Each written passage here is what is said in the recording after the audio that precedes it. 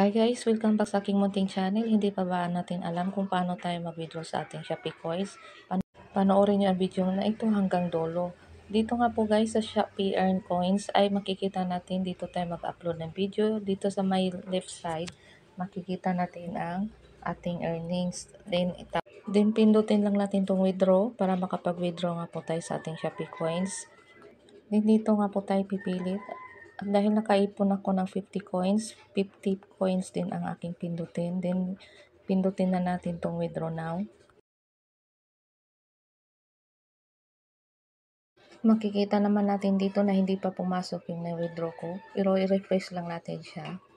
At kung mag-refresh nga po pala tayo sa ating Shopee homepage, ay scroll down lang natin siya. Ay makikita natin na nag-refresh siya.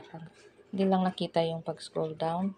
At ito nga po guys, nadagdagan na yung 12 coins ko. Naging 62 na siya. 52 coins. Pero magagamit lang natin to sa pag-redeem ng voucher. At kaso hindi nga po natin ito ma-transfer sa ating GCash account o Pimaya. Pero ma-transfer naman natin dito sa ating mga Shopee user sa pag-send natin sa kanila ng coins. Pero hindi ko pa pala naipakita kung paano tayo mag-send ng coins sa ating mga friends dito sa Shopee user. At sa next video guys, igagawa na lang ako ng tutorial kung paano tayo mag-send ng Shopee coins sa ating mga friends dito sa Shopee. At dito nga po sa ating Shopee guys, hanapin nyo lang yung redeem voucher. Makikita nyo naman yan sa home nyo. Pero pwede nyo naman Shopee. Hindi na lang siya i-redeem.